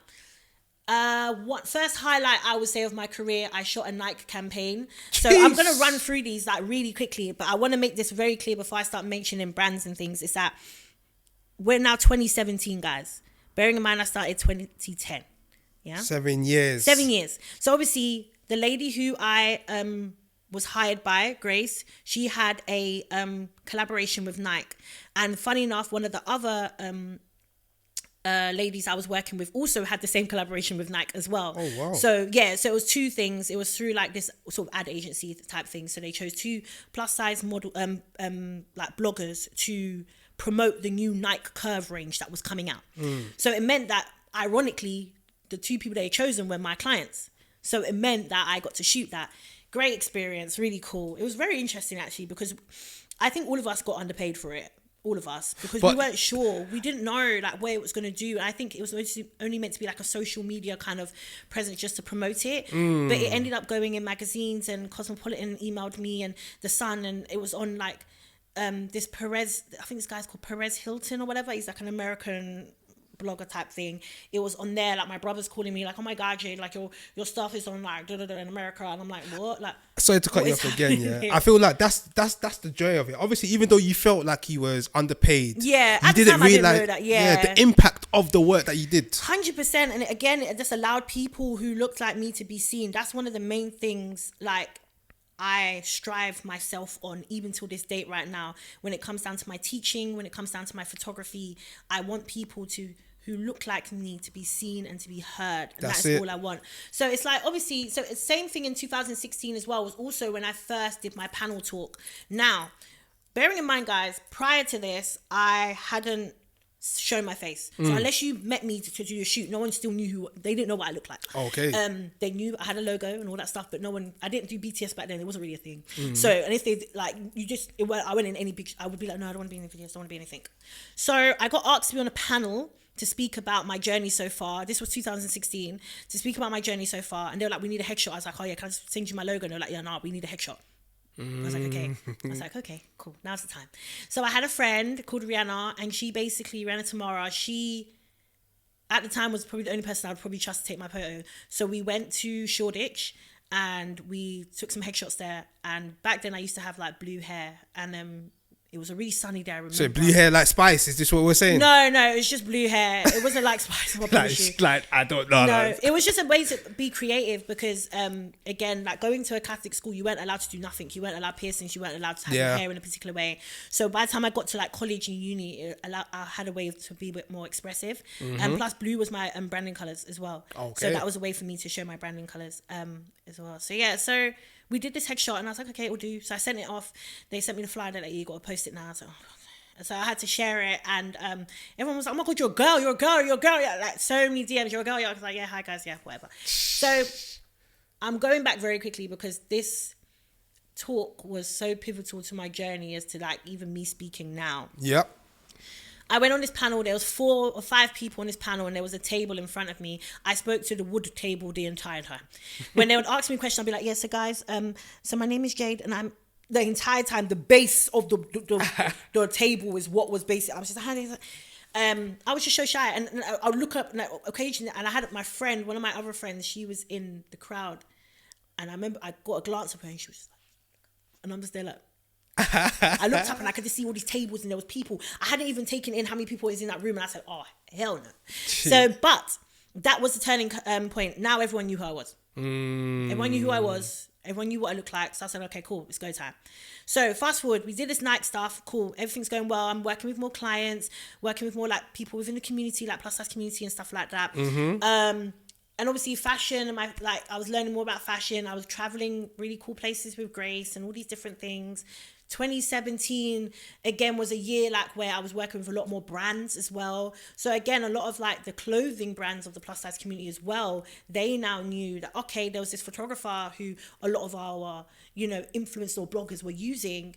Let's try and hire her to do some stuff for us as well. Okay. So again now, but bear in mind I'm still at William Hill. So I started so 2017, so I'll give you a typical day. So I would wake up and go to a shoot in the morning, and I'd have to be back home by about 12:30 because my shift started at 1. Damn. I was doing that like every other day. But it's that's part of the sacrifice to the bigger picture. But do you remember I said earlier about sacrifices and certain things you shouldn't have sacrificed? There's a reason why Jade can't drive now. I'm 32. I should be able to drive. When all my friends were learning to drive, I was learning to do my business. So yes, it is a blessing in disguise, and I'm so grateful for my business, but I wish I didn't. I put so much of myself into my business so early and so young. It meant that I sacrificed a lot of stuff. I didn't go on party holidays. I didn't get to do all the things that I guess most of my peers got to do at certain ages, is because I was locking in and learning about business. And don't get me wrong, I appreciate that. But now I feel like I didn't get to live certain things. So I have to stop you. I have to stop you. You know why? Because obviously we live in a time, and I think a space where, everybody says life is short, live to life to the fullest. But I always say to people, what if life is long? And you've lived life to the fullest to the point now that you have nothing else. You have no money. You ain't got nothing. Because you have to remember, I'll be so real, Jade. Like, we're in a space where we're in our 30s. In the next few years, we don't really need to do much because everything's paying us. You see what I'm trying to say? Yeah, God willing, yeah. Yeah, God willing, of course. It's gonna happen. But then there's people out there who have basically lived their whole 20s. Yeah. I have friends who they got on parties. They got everywhere. My boys would say, "Bruv, you don't come here with us." Yeah. Now they're all working. I can, after when we go home, I can bun my zoo, and I know for the next week or two there's money coming in. Yeah. Whereas some of these man or some of your friends may feel like, shit, I need to work tomorrow. Otherwise, I need to pay my bill that's coming out at the end of the month. You see what I'm trying to say? So I think there's good balance. I think it's all about balance. I think it's all about balance. Like I think, like I have a few friends that are in the creative industry, and I have a few friends that have 9-to-5s, and I do love the stability of a 9-to-5. I think our creative world can be a bit unstable. I think that unbalances of not having that stability sometimes and not having that consistent wage is probably what also made me stay at William Hill longer than I probably needed to at the time. So I do think it's just about balance. I think it's good to have a bit of both and a bit of balance. And I think I was so all business that I didn't have no play. I didn't go outside and have fun. I didn't. That's what it just have balance. That's my only advice. I just do both. Like you can't be doing all this work and not using the money to do anything. It's true. No, you're right. You're not like you're just. What's the point? And obviously back then, what I was getting paid was like. Yeah, it was a lot, but not a lot in that sense. But it was enough at the time, and it was helpful. So obviously, like I'm in my 20s now, or whatever it is, and it's like 2017. Everything's going well, so I dropped down to 3 days a week. So my managers knew what was coming soon. They knew I was leaving basically soon. They knew. So because I couldn't do it no more, 3 days a week like meant I could now start adding in more clients. So now I had like monthly contractual clients, people who were on like 3-month contracts. So it meant that I knew that every 3 months. I was getting that money every month. That for monthly free. retainer. Exactly, yeah. And it was good. And then, yeah, it's just about like the promotions and things. So then 2017 was also the year that I started JKG Masterclass as well. I basically did a collaboration with a friend of mine called Brenda, and she was a PR, she worked in PR, and obviously I worked in photography. Hold tight, Brenda. And she basically was like, let's do a like kind of a masterclass talk together. And I was like, sure, let's do it. We did it. And everyone was like, okay, so when's your next one? I said, Jeez. I was like, okay. I want to say something towards the end of the episode, but I was like, okay, cool. And I was like, all right, so maybe I can make this a thing. So the thing with me is that, okay, JKG what now? What JKG what? JKG this, JKG that. So I was like, okay, JKG Masterclass. So I then did that first year, I did my first masterclasses, and it was great. A great turnout. It was done in the studio in Hackney this was in Walthamstow, but the owner was the guy who I'd met in Hackney. So we're still great, like, as I said, still great friends, and he was so helpful. He allowed me to have that space for free so that I could do my class. Literally, I'm sure if you ever watches this, Andre, you know what it is anyway. So he was so helpful in those points, and just allowing me to use a space and have a space to create and practice as well, which is why I think I am the way I am, because there wasn't many people that gave me that opportunity, especially at the beginning of my career. So I appreciate those who did. 2017 came, and then, you know, I'm working with various clients and things and cool brands. I think I did did I do eBay that year? Maybe. I think eBay. Oh my goodness. What Amazon, have you done? Amazon. I have to cut in now because you said a lot. And where I saw Jade now, I think I must have, after we met each other, we spoke. I went on your platform. I saw, what's that woman, that celebrity? Is it Shamila? Yeah. I saw her. Shani Jamila. I saw that one. I saw you do Whitney Adebayo. Yeah. And there was another person I saw, and I was just thinking, what's going on here? Who am I speaking to? No, I swear to you, at that moment I said, who am I speaking to? Because like I'm seeing so much material, so much work, so much success. Yeah. Just off them pictures. I'm like, rah, this woman clearly knows what she's doing. She's clearly got an idea in life. And it's like, just hearing your story now, how the opportunities came, it's no surprise. It's no surprise. And that's why I wanted to stop you, because I feel like even speaking to you and hearing everything, it's like a full circle with you. It sounded like you came from, started off as a shy girl, second guessing yourself, kind of insecure and whatnot. Yeah. But you had the ambition. The ambition was always there. 100%. And people saw it, which is why a lot of people never turned you down, because they realised, this feels like probably my little sister that I could help. You understand? Yeah, and now to the point now that you are who you are. You're JKG Photography. You are like, no. I have to give you that flower, because you're a force to be reckoned with. Oh, I appreciate it. Thank you. And and sometimes we don't tend to realize these things, because it's only when we're on our sick bed that people come and say, you know what, you did so much for me. Nah, I believe in giving people their flowers now, and with everything I've seen, there's some beautiful women on your platform. I don't even want to say. I don't want to start. That's hilarious. I don't want to start. Yeah, I think, look, I'm grateful for my journey. And I think, obviously, leaving William Hill was an interesting time, because I was on my way out anyway. So I went down to 1 day a week. Tail end of 2017, I went down to 1 day a week. And they knew I was on my way out. And the thing is, I was just waiting until April 2018 because I wanted to do it during the tax year so that I could, it would be like a reset of the tax year when I could go self-employed and all that kind of stuff and whatnot. And guys, please.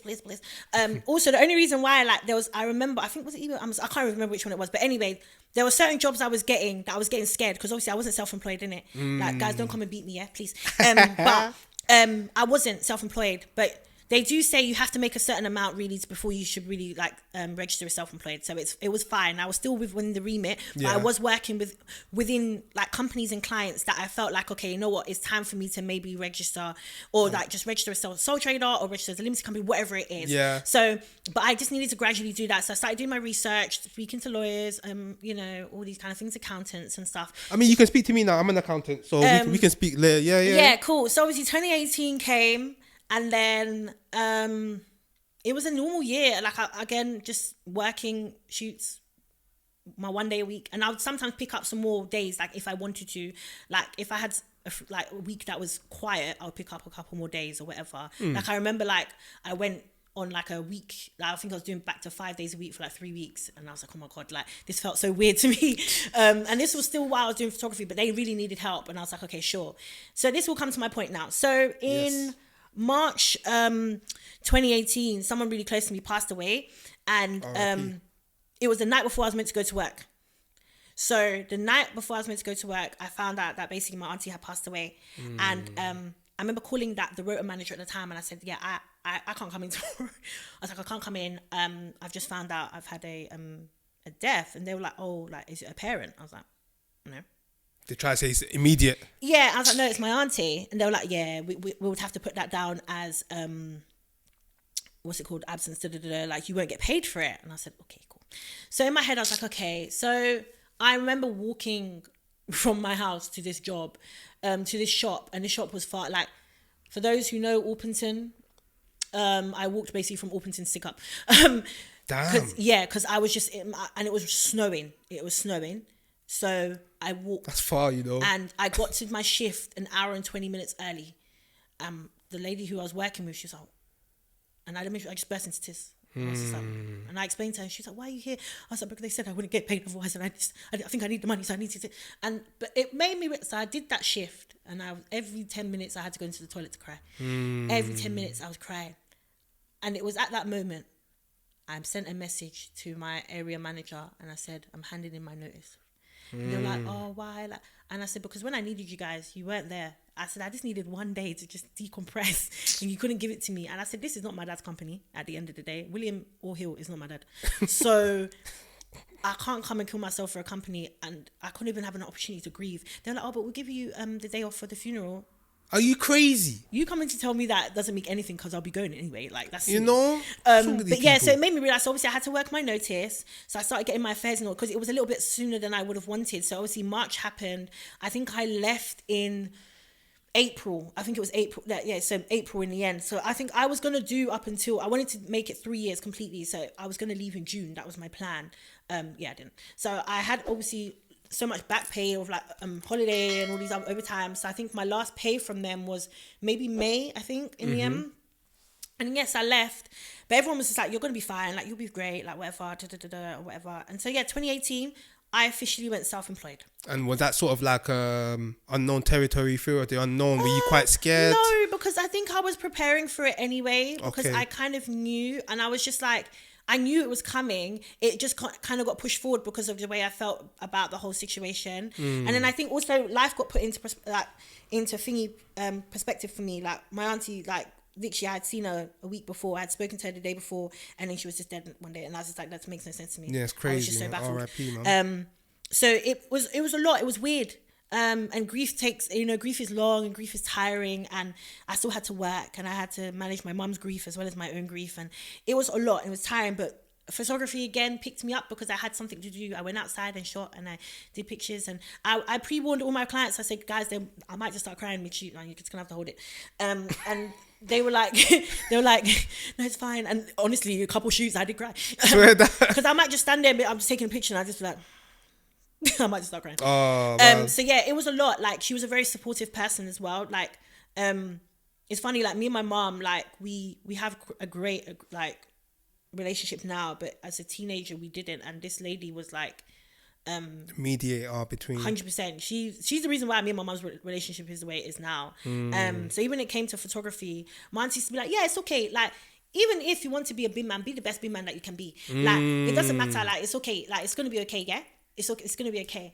And she'll be like, oh, it's okay. Like, she's like, even now, just have a baby. It's okay. Just have a baby now. I'll look after the baby. You can go back to work. It's okay. Like, she was just so adamant about, like, so it's a sad that I never had children beforehand so she could meet them and stuff like that.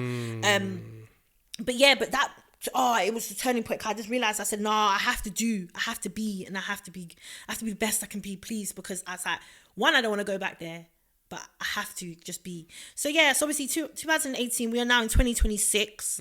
So how many years is that now? It's looking, well, that's 6, 7, 8, 9? No. Shit, I said I'm an accountant. I was struggling. It's 8 years. So it's 8 years now that I have been fully self-employed now. Jeez. And I'm grateful. I will gradually list a few brands that I have worked with gracefully. I have worked with Benefit Cosmetics, Nike, Adidas, Spotify. I've worked with Dove. Swear down. I've worked with Dove. Dove was a good one. I can imagine that was. Dove was a very Dove was make and break. So basically, bearing in mind, so from like 2014 up until 2021, all I was shooting was content creators, influencers, and bloggers. Okay, that was what I was known for. Yeah. So obviously, as the bloggers faded out, influencers and content creators came into the fold. So again, word of mouth, people seeing my stories, whatever, Instagram. I was getting those sort of clients, but I was getting tired. They weren't paying great, and a lot of them weren't appreciative of the work I was producing. So I gave myself, I think it was like 4 months. It was like towards the end of 2021, I think. I basically said to myself, okay, Jade, it's now time to remind people the other stuff you do. So I started getting back into my teaching again, work experience and all these different things and whatnot. And 2022 came. I had a work experience student and I had to set up a shoot for her. And basically, wait, was it 2022? It might have been 2021. So maybe it was 2020. Either way, it was around the COVID times, I think, because COVID came and went. And then I came back to work. I went back to work, obviously shooting and things. And then, yeah, so basically I did this last shoot with someone. It didn't go well, whatever. And I was like, yeah, this is the time I need to change. So I started doing my teaching stuff again. I did a test shoot for my work experience student, and I took a few pictures on the test shoot as well. And I posted those photos on my website. And it was just some like really basic kind of just laid back beauty shots or whatever. I then get an email from someone asking me, oh, we've seen your website. We're really interested in working with you for a Dove campaign. Jeez. And I think I just looked at this email and I said, thank you, God. Thank you. Come on. Because I just said, as much as, yes, the influence industry and stuff was annoying, it was still paying. Yeah. It may not have been paying what I would have wanted, but it was still paying. So me now not doing that no more put me in a bit of a situation. Yeah. Because I was like, okay, obviously I was still doing other client stuff like lifestyle headshots and things like that, but the influencer things definitely stopped and died down. So I was like, okay, this is good. It means that I'm now being booked for other stuff. So I did the shoot. It was amazing. It was weird though. It was actually armpits because it was for their new deodorant. So that's what it was for. So we did a few like portrait stuff. So some of that stuff's like I think on their website somewhere, but it was mainly like the armpits and things like that. And we did like a whole like campaign presentation, and it got blown up, and it was incredible. Sick. But yeah, you did Tommy Hilfiger as well? No, Tommy, no. Wait. There was a picture I saw on your platform, and it's with a woman. I don't know. I think it's a white woman. And she's standing next to a red wall. Either Tommy Hilfiger or Armani. Oh, Armani, yeah. I did Armani Beauty. So that was, I was a second shooter. So sometimes shooters will ask for a second shooter. Yep. So I was a second shooter for someone called Rebecca Spencer. So that was like her gig and she needed some extra help. So I was basically doing step and repeat. Jeez. So for photographers, or for people that don't know what step and repeat is, it's basically when an attendee will come and stand in front of like a board that may have like the logo on it, and I would just snap and take that picture and go. So normally that kind of the red carpet style, but just like against a board, and then I think I did a few like candid stuff across the room. But yes, that was a really cool experience, and I really appreciated her bringing me on with that, because again, business was a little bit quiet around those times, so it was nice to obviously be asked to help her out on that as well. And the thing is, I'm not afraid to do second shooting. Like I'm confident in what I do, and also I learned a lot from her. Like she's an amazing photographer, so it was really cool to be able to kind of just like learn off her and also support her on that. But yeah, so that was cool. So yeah, I've done that. As I said, I've worked with Spotify a few times, Adidas, Nike. God, yeah, I'll be honest, I didn't prepare for the list. No, so, the question I have now yes. is obviously we're aware of who you worked with. Yes. But who, if there was a brand or person that you could actually do some private work for now, let's say today you left the studio and you got a notification from the person who would it be? Good question. You could choose more than one. Brand wise, I think I'd love to do something with Uggs or Crocs. I love Crocs. I love Crocs. I love Uggs. Cause yeah, like shoe stuff. Oh yeah, I did New Balance as well. That was cool. But yeah, I'd love to do that. And for a person, oh Lord, there's a singer called Jessie J. I absolutely love her. I would love the opportunity to work with her. That would be really cool. Who else? I don't know, like I'm very much someone that kind of goes with the flow when it comes to things. Like, I have ambitions and visions as to who and what I'd want to work with, but at the top of my head I can rethink. But listen, I know one of my followers knows one of these people that you said. So any of my followers that know Jessie Jane, get at her because Jessie J. Oh, Jessie J. Yeah. Oh, singer, what? yeah. Come on, you're gonna do that one. Jessie J. I know she watches this thing. Aye, plug because JKG. Jade Keshia Gordon photography is lit. I'm telling you. So, listen, anyone? Not yet. Sorry. Anybody that works for Uggs and Crocs, listen. I'm telling you, plug the girl in. Plug her in. Sorry, carry on. But yeah, like it's been I'm grateful for my journey. I'm grateful for the process as well. So for example, even the studio, just very quickly. So obviously JKG is my name.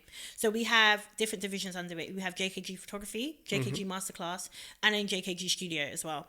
We have the management, but I don't really use that much these days. And that was purely more so to help like my friends pitch to brands because I'm really good at like emails and stuff like that. So it was just cool for that. But the main three are Masterclass Photography and Studio. Studio was something that I was slightly forced into. So I was based in Peckham for about 5 years. And the owner of that was the same guy, Andre, and who was an absolute godsend because during COVID, when most people had to pay rent, we did not. Like he absolutely covered that, and I think was probably the reason why we ended up having to leave there in the end because it was just too much. And you'll probably tell yourself it was just so stressful, the overheads and things like that. But we left, and we left quite abruptly. Like I think we had a week to come out rather than longer than what we initially had. So I had nowhere to go. So I just put everything in a moving van and I moved to a storage unit in my house. Oh wow. So I was just like, okay, a bit in limbo where I had the space all of us like before to create. I no longer had the space to create anymore. And then I think like a year later my so like sometimes with storage units they give you like 6 months a discount and after that the price will go up and it was going up a lot. Jeez. And then this place became available under V22. And yeah, the space wasn't big or anything like that, but I looked at the space and I said, okay, even if I just do 1 shoot or 2 shoots in here, it's fine. Plus there was a space for my things to be like a home for my equipment. So like obviously now we're fast forwarding with 2026 now, and I'm enjoying the ride. I think like last year, 2025 was an interesting year for me because 2024 was hard. Like a lot of just like weird losses, like friendships and things, like my mum got ill and all these different things. And then I had to go on universal credit because business was quiet, very quiet, like severely quiet. And it was for the first time I really felt like I had failed because I was like, wow, like I'm having to now go on universal, like this is sad, sort of thing. But you didn't know that it was just a case of just sort of... Yeah, it was hard though because it was just like so much was going on at one time. I was just very overwhelmed as a human being. I was like, I can't deal with this. But then someone recommended me for a Spotify job. And then from there, things started to pick up slowly. And then I remember that October was Black Issue Month. And it was like everyone remembered there's black photographers. So I got quite a lot of work during that month again, which was very appreciative. And I appreciated it as well. But yeah, so that happened. And then obviously last year, I kind of just... Like 2025 was the year where I just let God do. That was my year. I said, just do, please. I'm going to continue doing what I'm doing. I'm going to pivot in certain areas, but I'm just going to let God do. Oh, it's a case of, you know what, yeah, I'm not gonna lie, because I feel like we need a part 2. You got so much to say. 100%. And obviously it's a case of I want to get you home safe, you know. Appreciate it. We got Arsenal tonight. Yes, you know? yes. Come on, but my last question to you is, you know, advice to your younger self if you had the chance to meet her, or people who are looking up to you in your field of work, what would it be? What would my advice be to my younger self? God, don't be afraid. It's okay to be different. Trust your instincts. Know when to say no. There's all elements. And a nice little one, which I always say, is believe, achieve, succeed. Even if no one believes in yourself, believe in yourself. I literally have it tattooed: believe, achieve, succeed. If you believe in yourself, you will achieve and you will succeed. Like, even if no one else believes in you, self-belief is one of the most important things to have. Because even if everybody else believes in you, if you don't believe in yourself, you will not have that belief in, like, installed into you. So it's something that I truly believe in, is just really have self-belief. Believe it's going to be okay. Believe that it's, you know, that this thing will work out. Whatever it is in life, like, it's not have to even be creativity or career-wise, just anything in life. Just believe it will work itself out. Like, nothing is ever going to be that way forever. Just try and pivot if need be. But yeah, just those are the things I'd say. Just don't be afraid. Be true to yourself. Don't try and change to be mixing with a crowd or whatever. Just be true to yourself. Jeez, listen, Jade, man, I don't even know where to even go. Like, this has been an amazing episode. Pleasure. Come on, man. You know what? I'm even gassed that you finally got here. No, I appreciate it. Thank you for having me. I'm so privileged knowing that, like, somebody from you know, your story, you've really built yourself, and to be able to sort of document this, I feel like. No, I appreciate it. I've not really, like, when I think I've done talks in person, but an actual podcast to talk about my journey's not been done. So, you know, there you go. Jeez, listen, part 2's coming. Yes. Because later on in the year, I want to know what have you done. Yes, what have you achieved, definitely. We can do something towards the end. Yeah, I think that'll be cool. But before we sign out, tell the people then where they can find you. You can find me on all platforms. JKG Photography. My website is www.JKG Photography. Everywhere, JKG Photography. TikTok, Jade Keshia Gordon. That is where you can find me. Thank you. Comment below and book me. Gee, book the girl. Book her. Come on, man. Thank Dammo you. We're out, man.